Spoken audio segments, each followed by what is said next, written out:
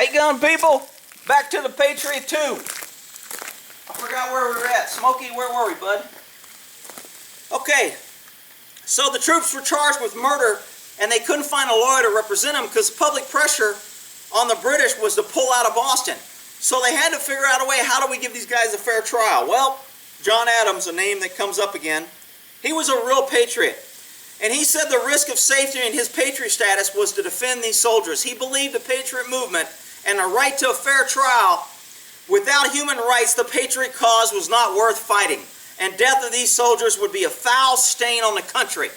And that was said by John Adams. Well, he gets all the soldiers, 7 of them, acquitted and light sentences for the other 2. Okay, he was not branded as a traitor since he was such a strong patriot, but I'm sure he pissed off some people, but I agree with him.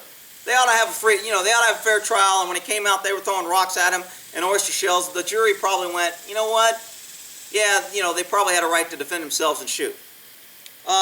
So, after that incident, for the next 3 years, they keep trying to get new laws and new taxes. And each of them gets repealed except for one. Anybody remember what that one was? Kind of started things off. The tea tax. A 3-penny tax per pound. Hi, buddy. My horse has just walked up. Hi, Mr. T. A 3-penny tax per pound. Okay, this still means oppression to the colonists. They're like, wait a minute. You've been trying to Stamp Act, you're trying all these other acts, you're just trying to slam it to us. Now you're going to tax our tea? Come on. 3-penny tax. That pissed some people off. On December 16th, 1773, the Sons get 50 men and they climb aboard a ship loaded with tea, and 5,000 colonists watch as they throw over 340 carts of tea overboard. And this was known as the Boston Tea Party. Okay? Sometimes it takes an act like this of a few patriots to make other people open their eyes and see the light. And I think that's coming. Again, all this is leading to, I think, the second revolution of this country. So Ben Franklin sends a letter trying to show his support for taxes, and, Thomas Hutchinson's left the U.S. and never returned because Franklin didn't support the tax and Hutchinson did. Hutchinson got out of Dodge, went back to England, and never came back. So in 1774, the King's Council called Ben Franklin to the council. Now remember, Ben Franklin was kind of looked at as a leader, a smart guy. He's kind of on our side. He was semi-loyal to us, but he was an American. And the Brits kind of could use him, and they would use him, but they kind of messed up here. So they called him up, and they attacked him for over an hour on the floor and just rode his butt, made him look like crap, called him every name in the book, just embarrassed him and made him look like the worst person in the world. And at that point, they did us a huge favor because they turned Ben Franklin at, sometimes they say when you shoot children in war and you do things like ISIS does, cutting off people, when you do that, you inflame your enemy so much, you may have been able to win the war, but you sparked a fight that you can't undo now. And that's what they did here on Ben. When they chewed his butt and brought him in front of that council, he washed his hands of England.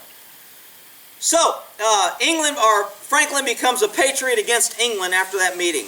England goes after the colonists with a vengeance. After a 4-year absence of British troops, remember after they shot those people, they moved the troops out. After 4 years absence of the British troops from the Boston Massacre, England sends 3,000 troops to occupy Boston. What is that? That's a show of force. We're trying to intimidate, tyrannical. We're going to show you we're in charge. We make the rules. You don't do it, we're going to squash you. Again, this power, hi Monkey, this power push is always going between government. That's why government has to be held in check. There has to be pushback.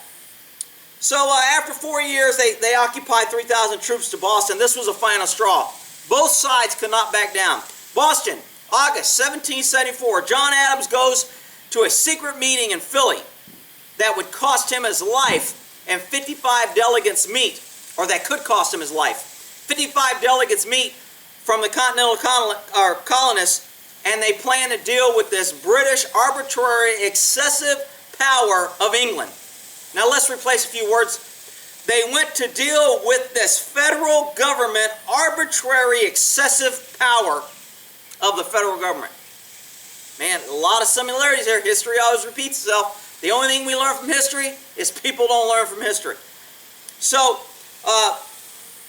this was done during martial law that was declared by England. So to have this meeting was a huge step, because you're risking being called a traitor, locked up, shot, hung. I mean, there's a lot of things that the Brits could do, because remember, they're in charge. They got the army. You don't. You listen, you're sheep, you obey, or we crush you. That was the rule. So, 37-year-old John Hancock, you might remember that name, that come up again, and John Adams were both at this meeting. From Virginia, Patrick Henry states, "I am no longer a Virginian, I am now an American." That was a big deal, because states' rights, the colonists, the 13 states, they pretty much did what they want in their states, and they believed in states' rights. There was no federal government. There was no huge bureaucracy. The only federal government was the ruling government of the king in England. So states' rights were very important, because that's kind of the only rights you were kind of allowed to have, kind of like we're kind of allowed to drive if we pay for our driver's license and the government tells us we can. That's our freedom. So this was kind of a big deal for people to say, I'm no longer Virginian, I'm now an American, because that kind of solidified the 13 colonies. So the 13 conspirators were now against England. After 2 months, Congress sends a message to England telling them, we want our colonial rights restored. All trade will be halted from Great Britain, and they also order all militias to arm and stand ready. Rick, those militia guys are out of control. They're right-wing conspirators. You need to take the guns. We shouldn't have militia. That's why we got a Look, if you don't have something that can stand up to the government, you're going to end up dead, in jail, or enslaved. Those are your choices. So, no one tells the king what he can do. Both sides are saying the other side better submit. Nobody's backing down. So now Boston's a big tinderbox. They sealed off the harbor, turned it into a police state, demanded assembly, and the general of charge, Thomas Gage, he was the general in charge, and he was ordered to squash this rebellion and no more. And so he wants more men. He asked for 3,000 additional soldiers to be sent. And I think he ends up getting them. So they form what's called the Minutemen. And the Minutemen, and they start training. And they swear that they're ready to respond within a minute, which is why they got the name the Minutemen. So these men started, these would be those right-wing, crazy, conspiracy, rebel, patriot guys. So these guys started training and said, we're ready in a minute, let us know. That was great. So those were probably your 3%ers, because not everybody was in on this. So they start buying arms and preparing. Now see, I think they're behind a power curve there. They shouldn't have been just buying arms then. Everybody should have been armed before, because you need to have a gun to defend yourself from bad guys, including government bad guys.